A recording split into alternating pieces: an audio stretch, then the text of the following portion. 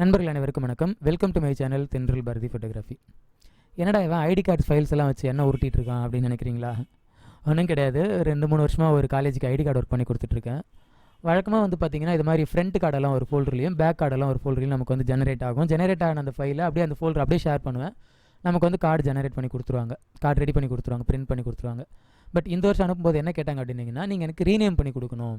1, 2, 3 அந்த மாதிரி front cards எல்லாம் 1, 2, 3னும் இதுக்கு எக்ஸாக்ட் பேக் கார்ட்ஸ் இப்போ இது 1 அப்படின்னா இதுக்கு பேக் கார்டு 1A, இது 2 அப்படின்னா இதுக்கு பேக் கார்டு 2A, அந்த மாதிரி ரீநேம் பண்ணி கொடுக்கணும் அப்படின்னு சொல்லி கேட்டாங்க.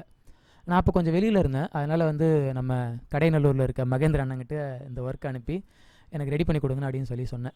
அவர் ஈஸியாக பண்ணிடுவார் அப்படின்னு நினச்சேன். பட் மேனுவலாக தான் ஒர்க் பண்ணுறேன், ஒரு கார்டும் ஒர்க் பண்ணிகிட்ருக்கேன் அப்படின்னு சொன்னார். கிட்டத்தட்ட பார்த்தீங்கன்னா ஒரு 1000 கார்டு இருக்குது. 1000 கார்டுக்கும் நம்ம தனியாக உட்காந்து டைப் பண்ணுறது ஒன்றும் பிரச்சனை இல்லை, பண்ணிடலாம். பட் எங்கேயாவது ஒரு மிஸ்டேக் நடந்துச்சு அப்படின்னா கஷ்டம். ஏன்னா ஹியூமன் எரர்ன்றது சொல்ல முடியாது, எந்த இடத்துல எங்கே நடக்கும்னு சொல்ல முடியாது. ஒரு கார்டு மிஸ்டேக் ஆனாலும் எல்லாமே பேக் சேஞ்ச் ஆயிரும்.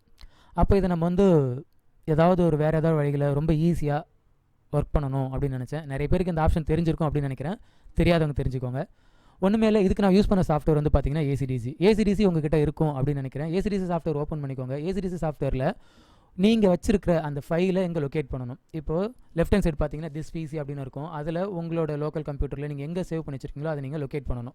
இப்படி லொக்கேட் பண்ணுறது உங்களுக்கு கஷ்டமாக இருக்குது அப்படின்னு நினச்சிங்கன்னா நீங்கள் வச்சுருக்கிற அந்த ஃபைலை டபுள் கிளிக் பண்ணுங்கள். எக்ஸாம்பிளுக்கு இப்போ எனக்கு இந்த ஃபோட்டோ இருக்குது இல்லைங்களா, இந்த ஃபோட்டோ நான் டபுள் கிளிக் பண்ணுறேன், எனக்கு அது ஏசிடிசியில் ஓப்பன் ஆகும். ஏசிடிசியில் ஓப்பன் ஆனதுக்கப்புறம் மறுபடியும் அகைன் நான் இங்கே திரும்ப ஒரு டபுள் கிளிக் பண்ணேன் அப்படின்னா இங்கேருந்து எனக்கு என்ன ஆகும் அப்படின்னா டேரெக்டாக எனக்கு எடிட்டருக்குள்ளே ஓப்பன் ஆகிடும். அதாவது இந்த ஃபோல்டரு எனக்கு ஏசிடிசிக்குள்ளே லொக்கேட் ஆகிடும். லொக்கேட் ஆனதுக்கப்புறம் நான் என்ன பண்ண போகிறேன் அப்படின்னா Ctrl+A, அதாவது எல்லா ஃபைலையும் செலக்ட் பண்ணிக்கிறேன். எல்லா டாக்குமெண்ட்டையும் செலக்ட் பண்ணிக்கிட்டு ஃபோட்டோஸை செலக்ட் பண்ணதுக்கப்புறம் மேலே பார்த்தீங்கன்னா ஒரு ஆப்ஷன் இருக்கும். அது என்ன அப்படின்னா டூல்ஸை கிளிக் பண்ணுறேன். அதில் பேட்ச் அப்படின்றத கிளிக் பண்ணுறேன். அதில் ரீநேம் அப்படின்றத கிளிக் பண்ணுறேன்.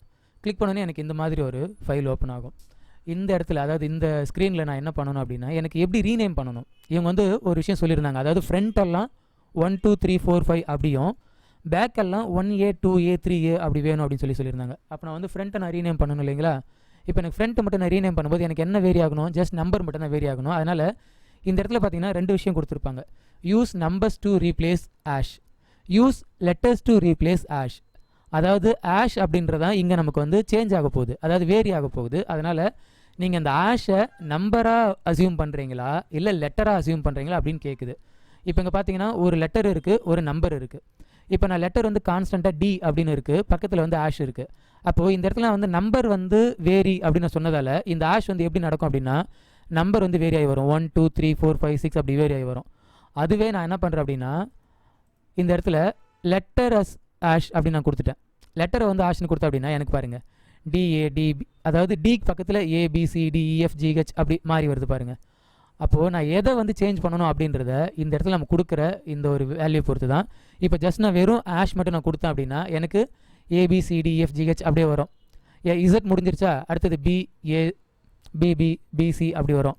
இந்த சீரீஸ் முடிஞ்சதுக்கப்புறம் CA வரும், DA வரும். அது மாதிரி வேரி ஆகும். இதுவே நான் என்ன பண்ணுறேன், நம்பரை கொடுத்துட்டு வெறும் நம்பர் மட்டும் வச்சு ஆஷ்னு கொடுத்தேன் அப்படின்னா எனக்கு ஃபுல்லாகவே நம்பராக வேரி ஆகும். 1, 2, 3, 4, 5, 6, 7, 8. அதாவது இது ப்ரீவியஸில் இருக்கிற கரண்ட் நேம் இப்போ எப்படி சேஞ்ச் ஆக போகுது அப்படின்றது இங்கே நம்ம காமிக்குது. இதை வச்சு நீங்கள் புரிஞ்சிக்கலாம். ரொம்ப சிம்பிள் தான். நீங்கள் ஒரு டைம் நீங்கள் ட்ரையல் பார்த்தீங்கனாலே தெரியும் இது எப்படி ஒர்க் ஆகும் அப்படின்றது. ரொம்ப ஈஸி. அதே மாதிரி இதில் எங்கே ஸ்டார்ட் ஆகணும் அப்படின்றது நம்ம செக் பண்ண முடியும். அதாவது சில நேரங்களில் நம்ம என்ன பண்ணுவோம் அப்படின்னா ஏதாவது ஒரு முக்கியமான ஒரு நம்பர்லேருந்து ஸ்டார்ட் பண்ணணும். எக்ஸாம்பிளுக்கு நான் இப்போ ஃபஸ்ட்டு ஃபோல்டர் முடிச்சுட்டேன், அதில் ஒரு 250 ஃபோட்டோ இருந்துச்சு.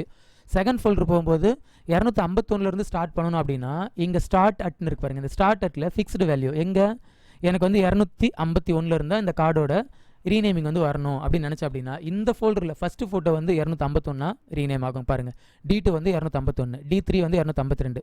இந்த மாதிரி நம்ம எங்கே ஸ்டார்ட் பண்ணணும் அப்படின்றதையும் இங்கே நம்ம ஃபிக்ஸ் பண்ணிக்க முடியும். ஃபிக்ஸ் பண்ணிவிட்டு நம்ம ஸ்டார்ட் ரீநேம் அப்படின்னு கொடுத்தோன்னா ரீநேம் ஆகிடும். இங்கே எனக்கு என்ன தேவை, 1ல் இருந்தால் ஸ்டார்ட் ஆகணும். நான் இங்கே ஸ்டார்ட் அட் 1 அப்படின்னு நான் கொடுத்துரு அப்படின்னா எனக்கு 1ல் இருந்து ஸ்டார்ட் ஆகும். அடுத்தது எனக்கு இது ஃப்ரண்ட் கார்டு அப்படின்றதால இந்த ஃப்ரண்ட் கார்டெல்லாம் பார்த்தீங்கன்னா 1, 2, 3ல் தான் வரணும். எனக்கு வேறு எந்த வேரியேஷனும் வேணாம். அதனால் அப்படியே வச்சுட்டு ஆஷ் மட்டும் கொடுத்துட்டு வேறு எதுவும் சேஞ்சஸ் வேணாம். ஜஸ்ட் நான் ரீநேம் அப்படின்னு கொடுத்தேன் அப்படின்னா எனக்கு ரீநேம் ஆக ஆரம்பிச்சிடும். ஒரு 243 ஃபைல்ஸ் ரீநேம் ஆகுது, கம்ப்ளீட் ஆகிடுச்சு. இப்போ பார்த்தீங்கன்னா தெரியும் 1, 2, 3, 4, 5, 6 அப்படியெல்லாம் ஃபுல்லாக வந்துருச்சு இல்லைங்களா.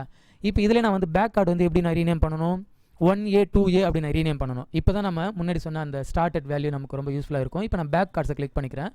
பேக் கார்ட்ஸ் அந்த ஃபோல்டர் கிளிக் பண்ணி கண்ட்ரோல் ஏ கொடுத்துட்டு இப்போ அகைன் நான் என்ன பண்ணுறேன், டூல்ஸில் பேட்சில் ரீநேம் போகிறேன். ரீநேம் போயிட்டு இப்போ எனக்கு என்ன பண்ணணும் அப்படின்னா நம்பர் வந்து வேரி ஆகணும். அதாவது 1 2 3 அப்படின்றது வேரி ஆகணும். பக்கத்தில் ஏ அப்படின்னு வரணும். அதாவது 1A 2A அப்படி வரணும். இதை தான் அவங்க கேட்டிருந்தாங்க. அதனால் என்ன பண்ணுறேன் அப்படின்னா முன்னாடி வந்து நான் ஆஷ் கொடுத்துட்றேன். இந்த இடத்துல பாருங்கள், முன்னாடி நான் ஆஷ் கொடுத்துட்றேன். ஆஷ் கொடுத்துட்டு பக்கத்தில் கான்ஸ்டன்ட் வேல்யூ வந்து ஏ அப்படின்னு நான் கொடுத்தேன் அப்படின்னா எனக்கு வந்து D2 வந்து 1A, D3 வந்து 2A, பாருங்கள் 3A 4A 5A இப்படி எனக்கு ரீநேம் ஆகிடும். டோட்டலாக எனக்கு வந்து அந்த 243 ஃபைல்ஸ் இருக்கு இல்லைங்களா, அதெல்லாம் பார்த்தீங்கன்னா ஏ அப்படின்னு வந்துடும். ஏ என்ன அப்படின்னா பேக் கார்டு வந்து இந்த மாதிரி எனக்கு ரீநேம் ஆகணும் அப்படின்றது தான் அவங்க கேட்டதை நம்ம பண்ணிட்டோம். ஜஸ்ட் சிங்கிள் கிளிக்கில் ஸ்டார்ட் ரீநேம் அப்படின்னு கொடுத்துட்டேன். எனக்கு இப்போ எல்லாமே வந்து ரீநேம் ஆகிடுச்சு. ரீநேம் ஆன ஃபைலை நம்ம என்ன பண்ணலாம், இது 2 ஃபோல்டரையும் ஒன்றா கம்பைன் பண்ணி நம்ம எடுத்து பிரிண்ட்டுக்கு அனுப்பிடலாம். ரொம்பவே ஈஸி தான். இது மாதிரி உங்ககிட்ட எவ்வளோ ஃபைல்ஸ் இருந்தாலும் நீங்கள் எப்படி வேரி பண்ணணும்னு நினச்சாலும் கொஞ்சம் ட்ரையல் அண்ட் எரர் பாருங்கள். கண்டிப்பாக இந்த விஷயம் உங்களுக்கு ரொம்பவே ஈஸியாக இருக்கும், புரியும் அப்படின்னு நினைக்கிறேன். இந்த வீடியோ எப்படி இருந்துச்சு அப்படின்றத வீடியோ கீழே கமெண்ட் பண்ணுங்கள். இந்த வீடியோவில் ஏதாவது புதுசாக கற்றுக்கிட்டிங்கன்னா அது நீங்கள் கமெண்ட்டில் சொல்லுங்கள். இல்லை எனக்கு ஆல்ரெடி தெரியும் அப்படின்னாலும் அதையும் நீங்கள் கமெண்ட்டில் மென்ஷன் பண்ணுங்கள். இந்த வீடியோ பிடிச்சிருந்துச்சு உங்களோட ஃப்ரெண்ட்ஸுக்கு நீங்கள் ஷேர் பண்ணுங்கள். மறக்காம இந்த வீடியோக்கு ஒரு லைக் பண்ணுங்கள். தென்றல் பாரதி ஃபோட்டோகிராஃபி யூடியூப் சேனலை நீங்கள் புதுசாக பார்க்குறீங்க அப்படின்னீங்கன்னா சப்ஸ்கிரைப் பண்ணிட்டு கூட அந்த பெல் ஐக்கானை கிளிக் பண்ணி வச்சுக்கோங்க. அப்போ தான் நாங்கள் அடுத்தடுத்து போடுற வீடியோக்கான நோட்டிஃபிகேஷன் உங்களுக்கு உடனுக்குடனே வரும். அடுத்த வீடியோவில் உங்களை வேறு ஒரு கண்டென்ட்டுடன் சந்திக்கிறேன். நன்றி.